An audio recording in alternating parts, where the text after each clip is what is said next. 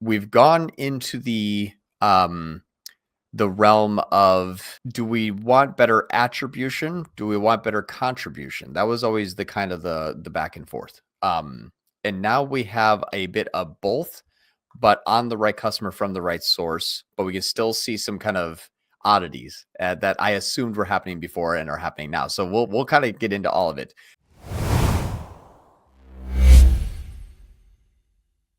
So I've been anti-demand gen and anti-PMax for some time. And it wasn't before we started to do a CAPI import that I was able to see some kind of light at the end of the tunnel in terms of automation.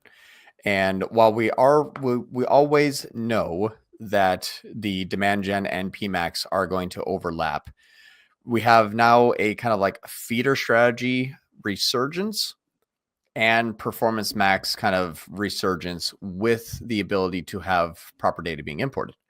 So I have two accounts that we'll go over today and kind of like a deep dive in the why I set up that way, how we track, what I look at, and that kind of stuff.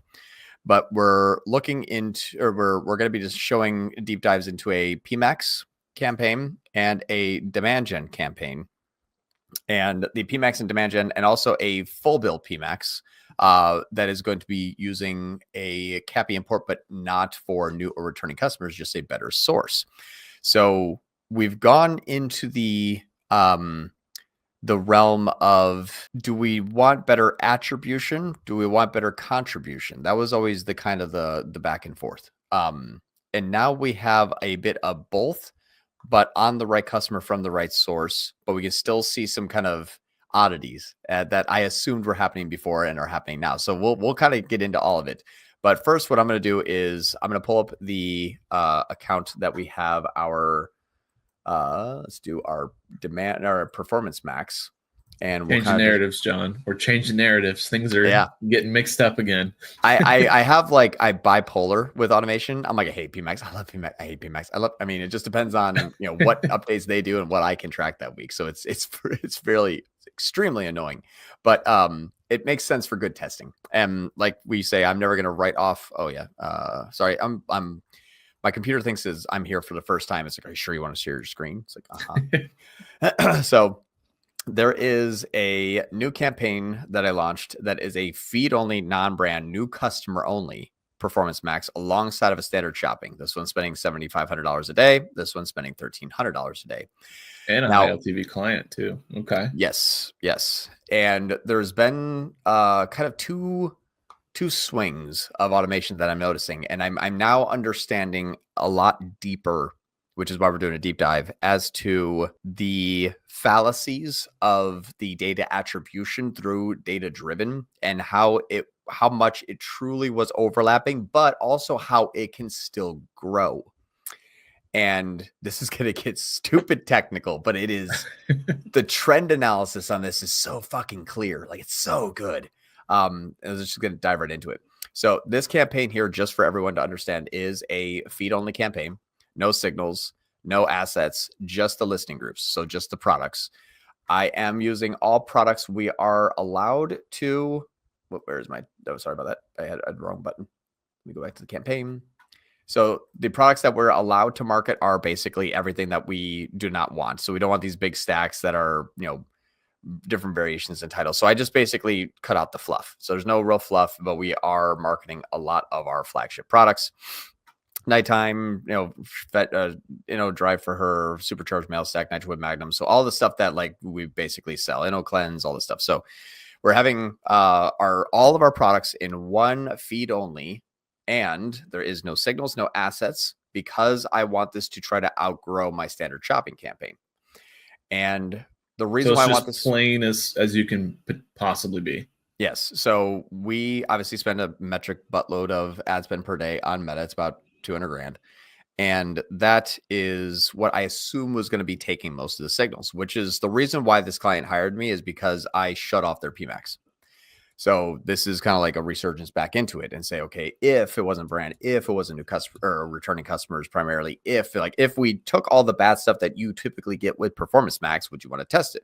And of course, this guy's just like me. He's like, fuck yeah, let's do it. So I said, okay. So just in terms of clarity, I want to show you a couple things that I'm noticing that are excellent in the beginning in terms of performance. So in the insights or search terms, whatever we want to do, through the entirety of the campaign launch, which has been live since the 11th. So we have about 13 days of data, and we can see it growing. A lot of data, though, for those 13 days. Yeah, there's going to be a lot of data that we're going to go. So we didn't spend too much. It's only like $4,400. So nothing too much, but if you're spending $4 or $5 grand a month, this is kind of something that you can expect. And we are trying to spend $1,300 a day, and it is slowly ramping up, but this is actually strategic, and I'll tell you why. But we basically are now at about $500 a day. We were started off at like $100 a day. So it's 5x itself in about a week and a half. Cool. We're learning. So it's coming from Blotout, and it is a new customer. So get your imports where you deem necessary. Just try to make sure that they are edge delivered, edge mesh, Blotout, Audience OS, whatever you want, pick and choose. But what we're looking at here is the cost per conversion is kind of ridiculous on what is selling. And there is no brand. For a person or for a company that spends 200 grand a day on, 100 different SKU categories and combinations, I was able to simply add in the native keywords and the brand and the native keywords of every single one of their product, in like Nitred, InnoCleanse, all the other stuff, add all their product name. And it's actually working fairly well in terms of cleanliness. So we did a good job at excluding all brand and product terms. So that is something that we're on search. That's mainly just on search. This is shopping, but yes, on inbound search. Correct. Now, this is the first kind of good win. Okay, this is CPA on new customers only. Excellent. Like, this is actually looking pretty good. This is leveraging why Performance Max was excellent. Is it will hunt down the people that it needs to get 50-cent clicks on and 50% conversion rates for best detox cleanse for weight loss. Like, perfect. Okay, good. So we look through here. Everything is looking good. Nitric wood, you'll get the little ones at nitrous, nitro wood. Like we have some things that we keep having to kind of like, that was close. Let's exclude it. But so far, so good, right? We're looking decent, and it's scaling up here. Now, the second thing that I thought was a good starting point was we're not seeing any of our engage view conversions. Everything is click attributed. Even when you import, you can still get engage view conversions. We're actually seeing that in demand gen. So we're gonna cover that next in our deep dive. But inside of the Performance Max, by using a feed only, by having it kind of compete with our shopping campaigns, we are starting to see inbound clicks, non-brand search terms, non-products, not engage view conversion. And so far, what we're seeing is a total of a cost per acquisition of $67. Now, if I can get an NCAC under 150, this dude doesn't care what I do. He's like, just spend. I was filming at his location. He's like, "Want to do 10 grand a day?" I'm like, "No, like, knock it off. Like, this is what we did last time that fucked everything up." Quick pro tip on a deep dive: don't just 10x when you see something good. So I'm like, like I'm slow and steady wins the race, because when we first launched this, because we are using first click, because we have extremely good data, and because it is. Pause for a second, real quick. So the conversion that you're pumping in is first click based. First click based, yes. Okay, so you're only sending over the data that is first click new customers. Okay, now so if I got to click on Meta, it will not show up here. Okay, but even with so got it. But key differentiator on this is that if it came from another campaign on Google, it will still get split up. But that's just within the platform. It's technical stuff, but important to cover. Yes, and that's why you'll see a 64.32. It will split. Absolutely. If you got to click on add 1 and you got to click on add 2 and you upload the G-CLID from add 1's click, it will still get distributed between add 1 and add 2.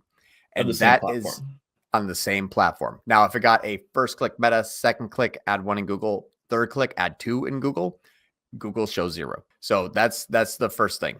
Now, Actually, before we move on to how this affected standard shopping, because that's where things get interesting with that clean data, we're going to also look at the differences between new and returning.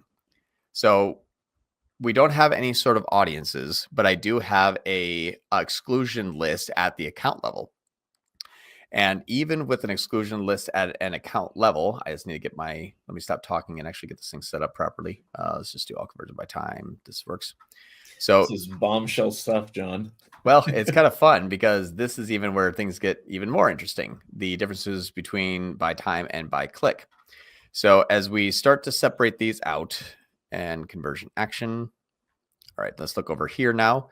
We have a all conversion by time 6432 and an all conversion not by time at a 6432 because it is first click. Your by time and by click are the same because they're not actually coming from different campaigns and having too much overlap. And this is still the start of the campaign. So that is very clean. Now it is optimizing towards new, but you can still see how much it is going to go towards warm. So while I'm not happy that it is a 6432 split, basically, just call it like a 65-35, just round it up to 100.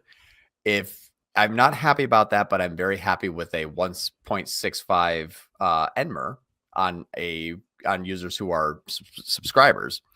But it is interesting to see that this will still attempt very much to go warm, which is extremely important to have this not just be a purchase. We do not want to count the conversions just as a purchase or a sale, because we're going to take credit for 7 plus 4, and we're only responsible as a contribution of 7. We are attributing the 4. So I want to pause here as well. And I have additional reasons, though, as to why this is good, but go ahead. So real quick, the strategy that we're showing only works with CAPI imports for the reason that John just said. If you were to do it with purchase, high probability that it's going to over attribute warm, which is what we've been saying. That's the logic is continuous. That's been the same. Yep. The difference is that when we feed it different data, it opens up other opportunities to scale. That's just putting that out there for people that might get confused. Yeah. Now the flip side to this though is we have to take a shorter snapshot because there is an interesting play here that we don't want to hyper concentrate too much on the new versus returning and say new, good, returning bad. I'll tell you why. So if we look at just the all conversions 7 and 1, we should hop into, at this point in time, the search terms, and we should see 8. And we see 6 plus 1, so it's 7. So we're missing 1, which is not bad. But if we segment by the conversion action, let's see, 1, 2, 3, 4, 5, 6. So each one of these is a new customer. I did not get an inbound search on a returning customer. This went off on its own, found a person, got a click, and got a conversion from an existing customer that didn't search. So it will hunt down your users. Just know that that is a thing. Because we're not optimizing towards it, like you said, that's why it is being suppressed. But it is not something that is, it's not growing. So it's like it's a cavity that we have just sealed. Like it's not going to get worse. It's not gone, but it's, that's kind of, I love it. Right. Now let's do the flip side here and let's go a little bit further out. Let's do a week. Now what you're going to see here is actually, let's just go from the beginning. Let's just go all 14 days. And we're going to say server. There's the RC. Now this is the retention play. So when I said we don't want to have it all be bad, we want there to be some good, but for some good reasons. So what I mean by this is the people that are going to Google and typing in testosterone booster, and there's my RC, the retention here is still almost like a CAC. It's almost like an NCAC. If you have a person who is your existing customer looking to leave you, this is still going to show up for them, but it's not going to optimize towards them. So while we didn't want all of our returning customers, I would want a returning customer if I have a person that is coming back on their own accord. So this is where you can have a retention play where it's not bad. And in my demand gen campaign, my other PMax campaign that we're going to go through a deep dive yet, I have server imports, but not broken out by new returning. I have new returning, but I'm not optimizing towards them.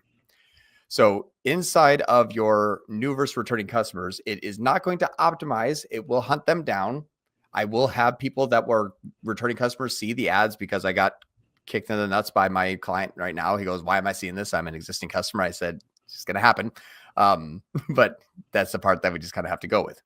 So we do have a retention play, but it is not something that is going to go haywire and bonkers. Now, watch what happened though. Oh, good.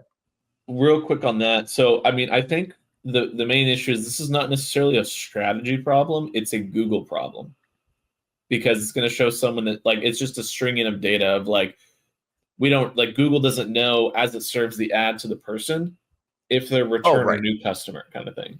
And no, but it will target website traffic first, which is sometimes, not all the time, but sometimes you're returning customers. Yep. Yeah, but you're moving it away. So like really, really, really important. I think people miss this is like, that's a cold term, but you're getting a return user on it. That happens all the time. So like just excluding brands does not remove, you know, all of your warm traffic. Right. Every single time you see and like the RC here, which is the 13, well, maybe 12, 11, 10. So 10, 9.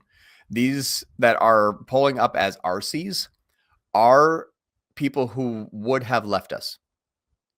So cold term, warm traffic, existing customer, would you pay $15 to retain? Yes, but we're not getting engaged view.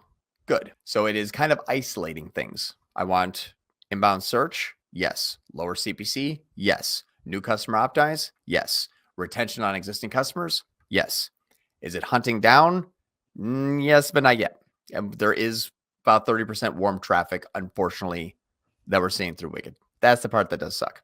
So it is going to do some, like even day one warm traffic. I'm like, okay, I know that it didn't just get 2 clicks on the same page. So day one warm traffic was about 30%. It was like, try to go warm, but it's not going to optimize by showing display ads to an existing customer and then getting a click and converting. It can't optimize towards that, which is typically what we see. And then typically we see that in engage view conversion.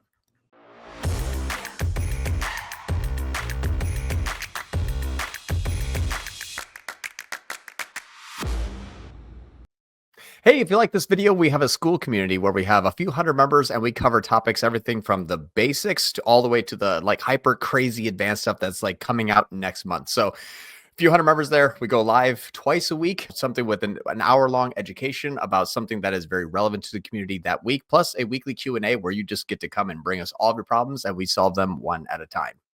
So I have a link below in the description if you want to join. And then obviously if you have any questions, feel free to reach out and we can answer those for you. And we'll see you in there.